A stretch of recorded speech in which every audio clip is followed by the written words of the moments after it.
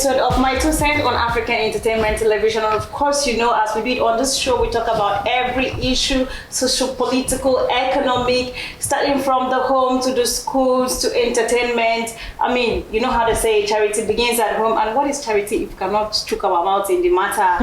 My name is Magdalene Chuku, and with me I have the beautiful ladies here, starting from my left. Yes, my name is Alexis Upavi, and guys, welcome to My Two Cents. My name is Mary Emmanuel, and I'm so excited to have you on the show. My name is Gabriel Igu. This is My Two Cents, and you're all welcome. My name is Ada Blessing Omaleko. Welcome to My Two Cents.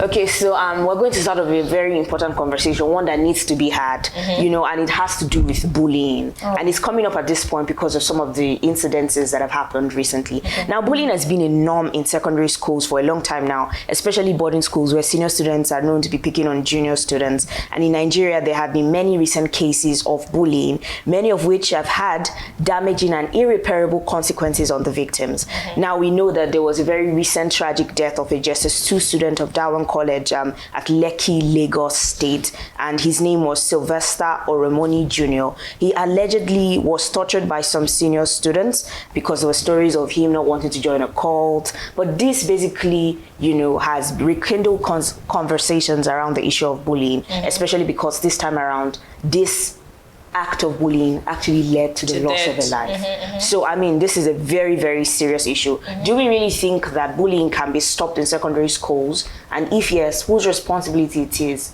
it rather, you know, for this to actually come to an end? Is it the parents or is it the school administration? Who needs to take responsibility to put this to an end, honestly? I think it goes both ways. Yeah. I think both parties. I think goes both ways.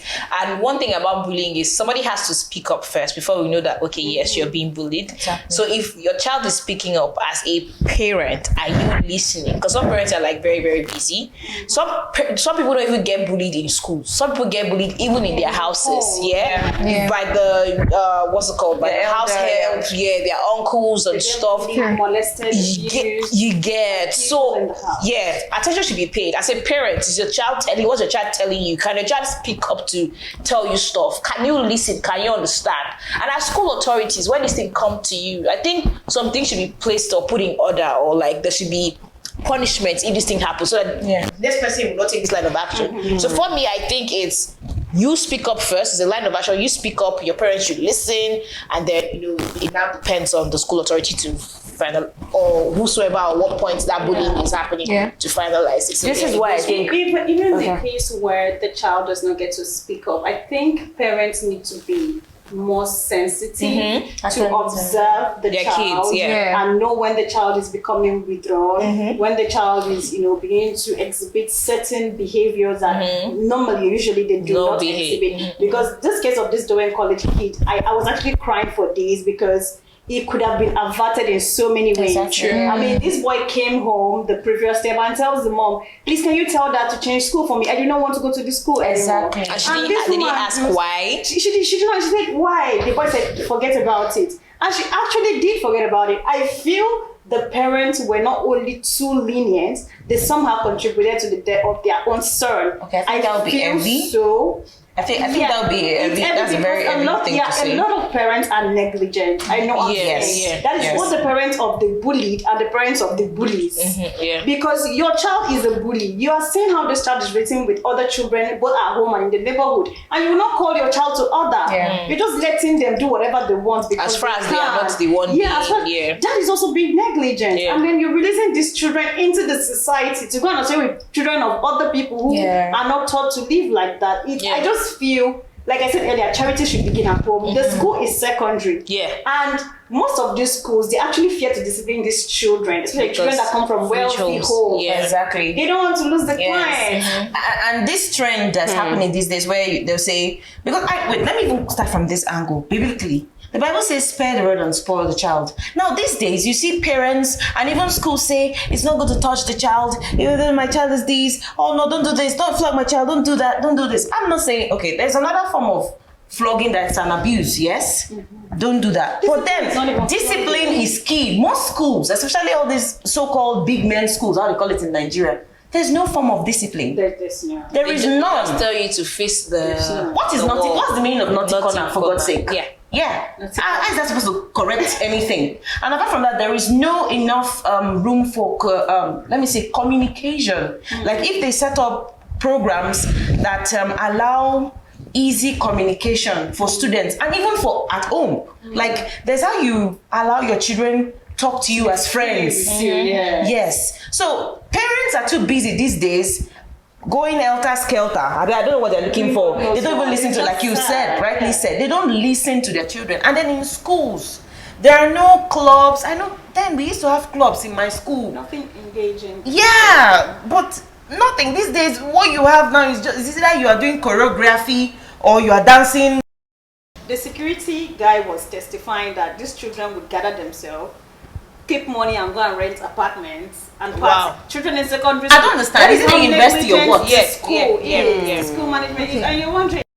Wow. That's even that has a good okay, word. so I think they are nonchalant. That's a lot I of negligence on the part of this parents school. and teachers, school authorities, they actually have a huge role to play. Exactly. Now, from parents, I think it's how you actually train your child.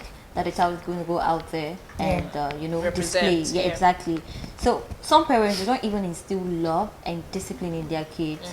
They just like was it Alexis? Some parents are very busy now. They just want to give birth from year one, like when you're a year old or two, you're off to school. Do you understand? And from there, you're growing. You're not properly trained by your parents. So it starts from there. Some of them get bullied. And growing up, they'll not start having this resentment, like I need to pay back. They start growing that tendency of I can't wait to get to this level, so I will do it to other people. And then some of these kids that are victims, sometimes they get so scared that they don't even trust their parents handling that situation. Exactly. They get back home, they're still scared of the warnings they've got from school. Like if you say this to anybody, I will kill you. And kids fear death. As young as they are, they don't want to die. So they get home, they are scared. I think I shared the story here. I can't remember where I shared the story of me visiting my aunt. And she wasn't home. It's called the poor boy. I was like, who's disturbing you in class? And he opened up. I was like, aunt, you have to go to his school and talk to that child. He opened up that was a guy called David. Is always getting his snacks and always knocking him. Like, you have to go and talk to that David child. Now, until I went there, my aunt never knew. But that's a boy that leave home, come back from school every other time, and act, please eat, like everything was fine. But then in school, he was going through stuff that the mom or dad did not know. Knew about so it. parents should create more time for kids. Yes, make them feel comfortable to want to express themselves and talk to them about school.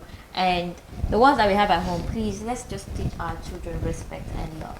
Yeah, so I think it's very important because I mean we've all said a lot of things about this, this whole thing. You wanted to say something apart from? Yes, I wanted to say that apart from that, schools and even parents should identify getaway behaviors like eye rolling, prolonged staring. You know that kind of stare that you know that this child are you possessed? And then back turning, laughing cruelly. Those are signs of people in a cult. Name calling, cursing. Anybody that actually says things like "I'll kill you," all this kind of stuff. Parents should look out for words like that from their children, and also in schools. But the thing is, when it comes to stuff like that, most times at home, it's possible that they may not show some of those traits. They carried on to children, other children in school to display those kind. But I wanted to ask you guys something because I mean we know that this has been happening. Some of us went through boarding schools of this sort, so we saw some of these kinds of things growing up. Why are we still at a point where we're this old and these things are still happening, despite how bad it was for some people who went through them, when they were younger, and they know it's bad? Why does it feel like it's something that never seems to end? Well, so okay, I don't let me answer this because I was actually bullied. Okay, one of the reasons why I don't have female friends that much is because females bullied me in primary school. Like I was very tiny, and then I had this girl that would just come, hey, go and buy me ice cream, and I'll collect the money and go. So there was this, your money. She will give me the money. And then sometimes she will knock me on the head, she will slap me. That was primary school for crying out loud. Yeah, no, it's still. So adding to what she said. No, I want to say my story and then provide the solution for me. And I think students cannot, so parents can also do that too. Okay. So this continued until one day I said I was going to beat her. I was Yeah, you scared, stand up for but I yourself. stood up for myself. She came, she told me, go and get me popcorn. I said no. And I pushed her and did like I wanted to, hit her. I was scared though. And then she was scared. But she will step back. Yeah. So I think there are stuff like karate and all that. I know of a man who said that if you enroll your children in some kind of extracurricular activities like karate and all, on how Taekwondo. training them on how to defend themselves. This is another technique. But you know that what killed little Sylvester wasn't really the beating. It was the fact that they had to make him drink a particular substance. Yeah, so which is He was sort of trying to defend I'm saying himself. like from the beginning, if one of them came out and then you'd be like, what's that? You think you're in one, you have one kind of mind and you're like, that guy should be part of us. So do you understand? what I want us to not do is sort of put it in a way that it looks like there was something that he should have done. Let's remember that there's a victim that we're talking about that he refused to do. Now we it's don't moving on. Moving on, So I think it has right. actually stayed that long, and why it's a big deal right now, because I think the trends are changing. The world is actually getting a lot more wicked. Children are getting more exposed. Yeah. So before now, my aunt that went to boarding school, who's like 50 something, she didn't have to be bullied to be in a cult. That's just the truth. A child of 50 years ago didn't know what a cult was or what a cult is. They only know, okay, they'll bully you to wash the toilets or all of those mini. Yeah. So over time, maybe the Western world, things that they saw on TV. Exactly. Expanded their horizon, right? So now you're seeing, I don't even think this child knew that, or if it was a case of he took the engineer, I don't think they knew the implication of taking it. It was was what they've seen over time. Wow. So I don't think they had the intention of killing that's my point exactly. So goodness, I just feel like it was has sad. been a thing that has been there for, and people just feel how it goes from generation to generation. Like, oh, like how she said, or you want to, when you get to SS1, you want to do it to the next person. What they did basically was just, okay, maybe cut the grass or take your food stuff and stuff. But now the world is actually getting crazier, which is why parents should, put your eye down and do what your children do. So they're just very naive and then taking up all of this information at a very young age and experimenting. So it has become so wild because of the know. Yeah. So and I'm even wondering why a child that young should be in a body. That's actually diverting. So that's what I'm saying. It's still the attention on your children. We should not. It cannot be overemphasized. I don't think my 12-year-old child should be far away from me for 24 hours. But we have people that actually attended day school that are robbers, that are rapists. True. There is no formula at all. There's no formula at all. But it's like you say, you cannot be too careful. But you will know that at your end you tried. I'm just trying to say that I don't think it's just common. So I think now, because maybe because of the Western world, before now parents breastfeed their children for like 2 years, and now people say, oh, you're doing 6 months, you don't want your boobs to fall down, and then you're saying, oh, because you're very busy. I think that these things are actually like washing off the things our norm. It's not just a Nigerian thing. Like I said it's the Western world that's washing away our culture and tradition. It's of your old child before now hasn't even started school until your hand can actually touch here. So now imagine you now going to school and be all by yourself. Great stuff. Exactly. So you're not under close supervision of your parents. Yeah. So some of them have pads, have iPads, actually going on internet, and we just can't. Okay. This isn't just about Nigerians. Like a couple of months ago, a 14-year-old middle school student in the US took a gun to school and shot people. And why did he do that? He was being bullied. Wow. Yeah, it was a case of bullying also. He was being bullied, and by the time they were investigating the case, they had to charge the parents for negligence and not paying attention. How did the child get the gun, firearms and all that? So this is like a universal thing. Like we said from the beginning, parents are being very negligent, and the schools are just, I don't even know where to begin with the school. I think we should not just talk about parents here, even teachers.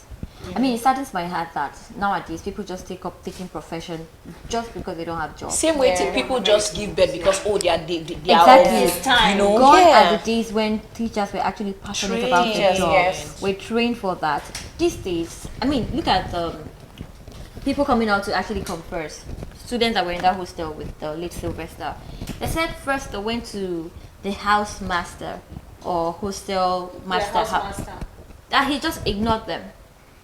They went the second time, It was after he started complaining of being ill. They now asked all of them to keep quiet and said that he was playing football. Do you understand? So some teachers are really heartless. I think teachers should be more considerate and start seeing people's children as theirs, not just seeing that job as what pays them at the end of the month. Yeah. Exactly. So I think when teachers also teachers now start being passionate about people's children under their care, I think the world will become a better place. Yeah. But when you see a child and you imagine that child to be yours, that child is sick. Ideally, if a child is sick, what do? Take the child to the hospital. I mean, that street where that school is, 5 buildings away, is a hospital. You did not take the child to the hospital. If your child was actually sick, will you wait for your husband's permission before taking the child to the hospital? Instead, they called the parents to come all the way. And You we already knew waited the child was 2 going to days. 2 days for the parents to come. sad. The parents, they have their own blame. Took you 2 days to come attend to your When sick your child child. was sick. And then the teachers as well. And the excuse is You that they kept pay over the- ₦1 million as tuition. Who cares? You kept the child at the sick bay. I mean, was he supposed to get his healing there? Sick bays in schools in Nigeria where there are no essentials, paracetamol. nothing. Yeah. It's just one paracetamol that's expired that you find there. This story is so sad. Just honestly. we lot. just end up shedding tears on this set. To be honest. A lot. Anna, there was something you were going to tell us following up. Oh, yeah.